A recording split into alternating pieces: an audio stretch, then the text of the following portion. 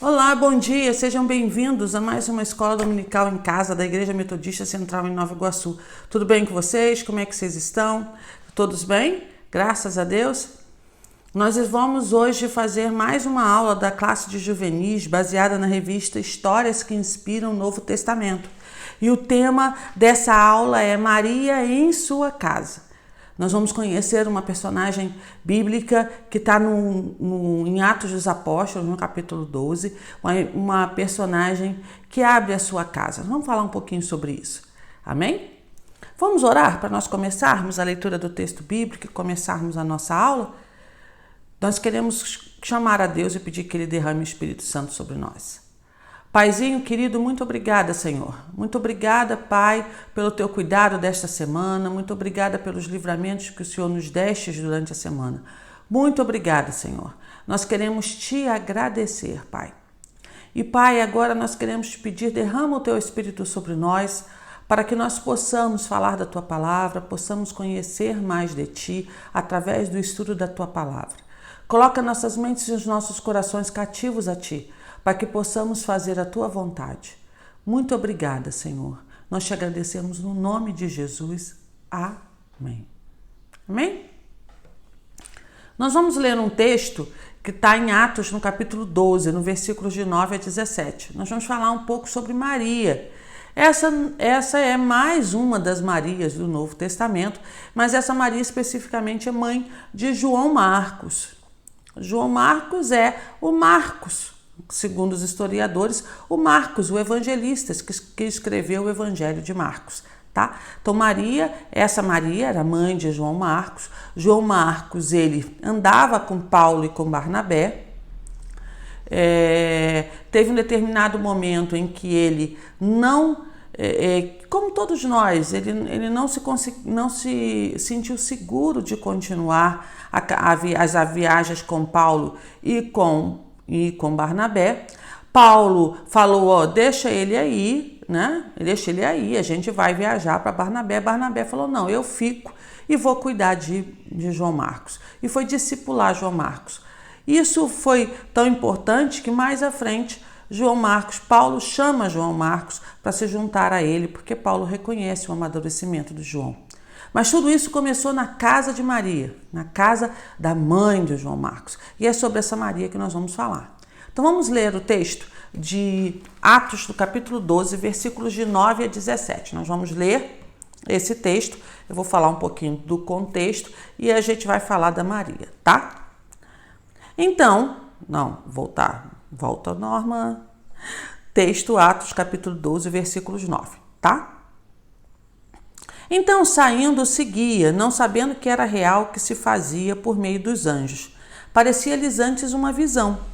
Depois de terem passado a primeira e a segunda sentinela, chegaram ao portão de ferro que dava para a cidade, o qual se lhes abriu automaticamente. E saindo, enveredaram por uma rua, e logo adiante o anjo se apartou dele. Então Pedro, caindo em si, disse, agora sei verdadeiramente que o Senhor enviou o seu anjo e me livrou da mão de Herodes e de toda a expectativa do povo judaico.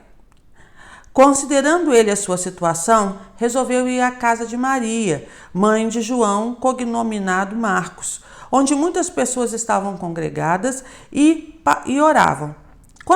Quando ele bateu ao postigo do portão, veio uma criada chamada Rode ver quem era. Reconhecendo a voz de Pedro, tão alegre, ficou que nem o fez entrar, mas voltou correndo para anunciar que Pedro estava junto ao portão. Eles lhes disseram, estás louca? Ela, porém, persistia em afirmar que era assim. Então disseram, é o seu anjo. Entretanto, Pedro continuava batendo. Então eles abriram, viram-no e ficaram atônitos. Ele, porém, fazendo-lhe sinal com a mão para que se calasse, contou-lhes como o Senhor o tirara da prisão e acrescentou, anunciai isto a Tiago e aos irmãos. E saindo, retirou-se para outro lugar. Amém? Vamos lembrar o contexto desse texto.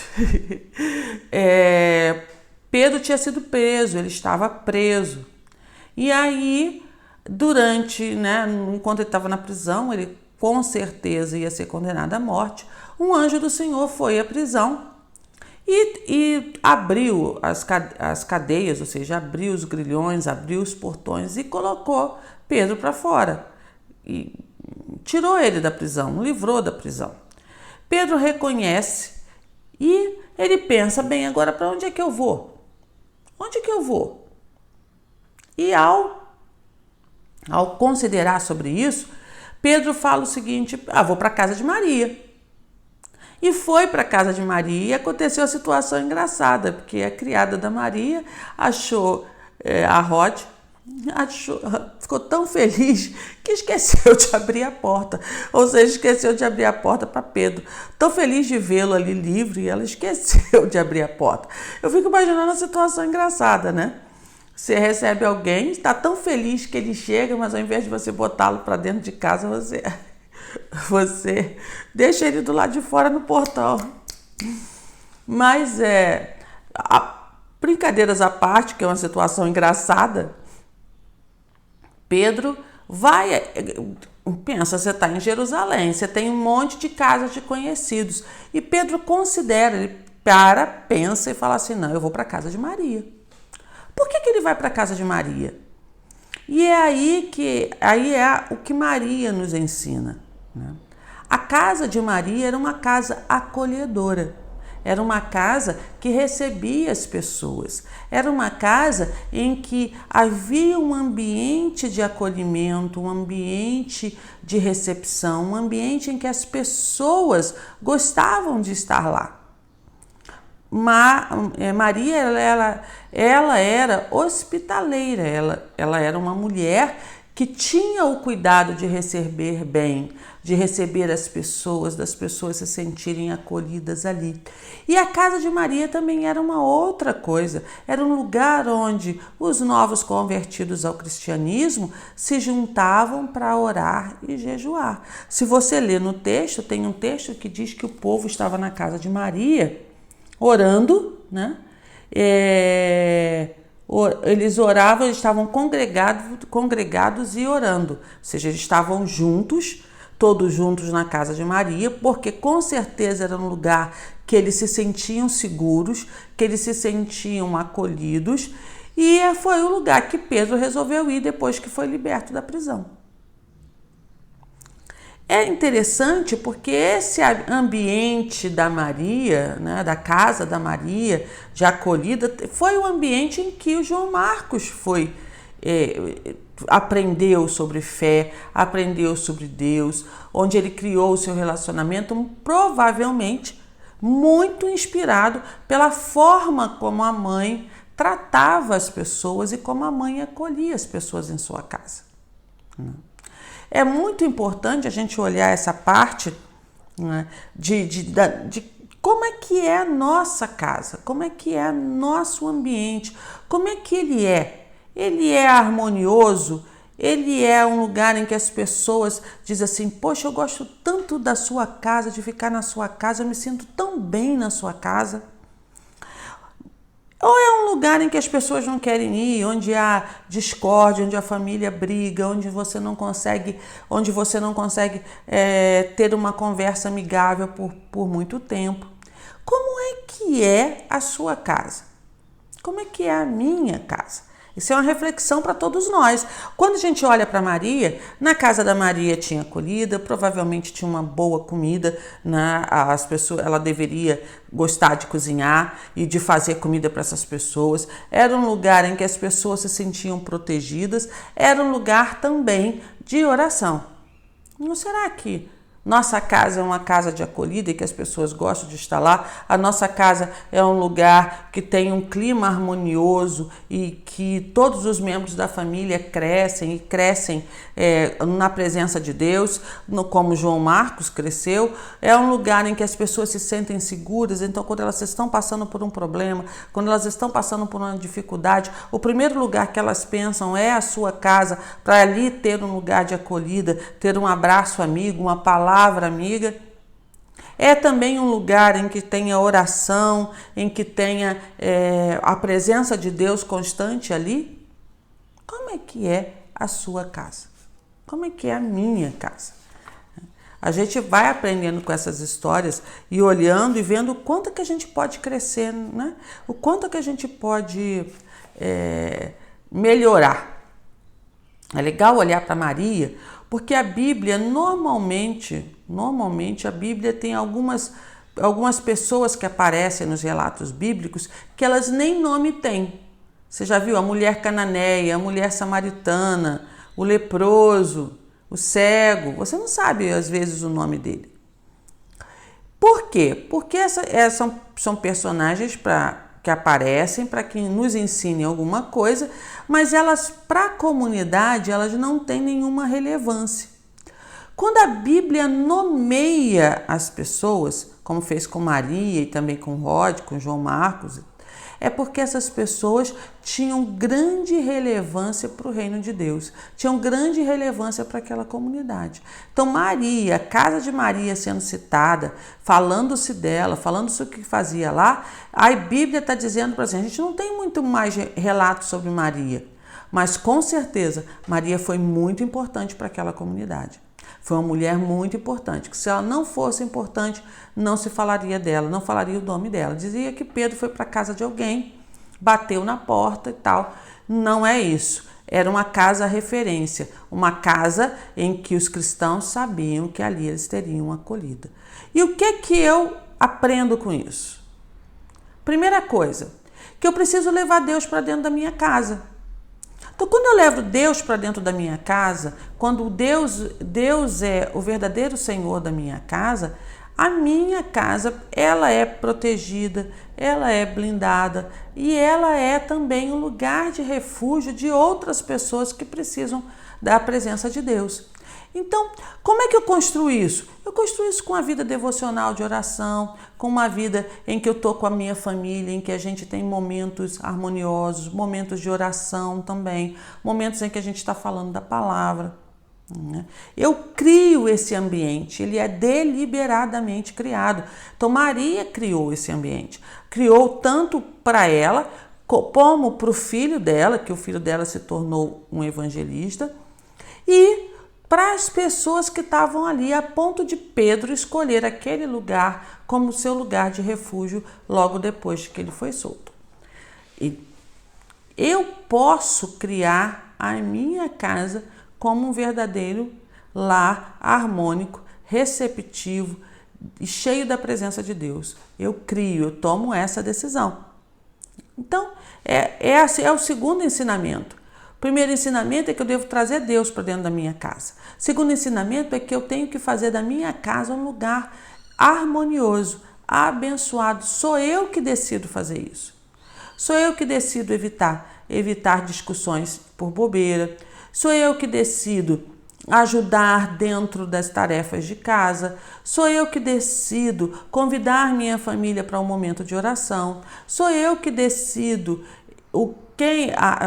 não exatamente quem, mas como é que como é que a nossa relação familiar vai ser melhor. Então, às vezes a gente tem discussão, é normal, família, né? A música, família. Né? Família é assim, a gente vai ter discussão, às vezes, a gente vai ter pontos de vista diferentes. O que a gente não pode fazer é que isso seja a prática do dia a dia. A prática do dia a dia tem que ser uma prática de carinho, de amor, de compreensão, de harmonia e principalmente da presença de Deus. Da presença de Deus no meio da casa, junto com todo mundo. A gente tem que aprender que se eu quero ser tratado bem, eu devo tratar bem. Se eu quero ser respeitado, eu devo respeitar.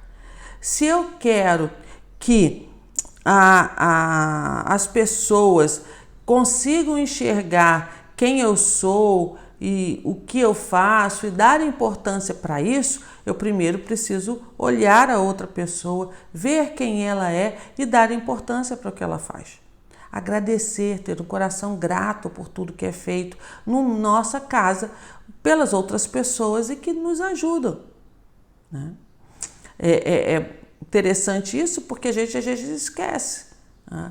Quem cuida da casa, quem limpa, quem faz a comida, né? A gente às vezes esquece de dizer um muito obrigado, Por quê? Por que a gente esquece? Porque a gente acha que isso é obrigação.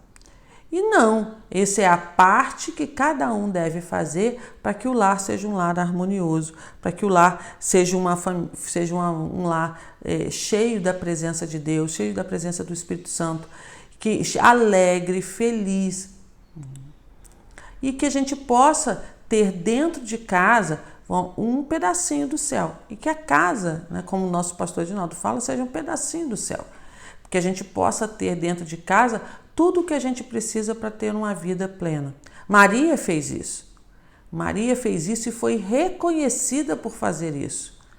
Que tal a gente ter como desafio transformar a nossa casa numa casa como a casa de Maria, uma casa abençoada, uma casa plena, harmônica, cheia da presença de Deus? Que tal, hein? Vamos fazer disso um desafio? E a gente conseguir ter. Já pensou quantos lares podem ser locais de refúgio e quantas pessoas você pode abençoar se a sua casa for uma casa cheia da presença de Deus e que todos os membros vivam em harmonia? Então, pensa nisso.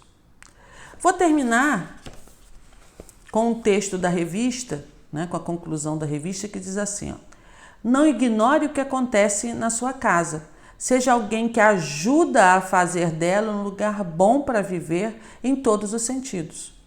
Uma vida com Deus saudável e comprometida se revela no compromisso de amar e ajudar as outras pessoas.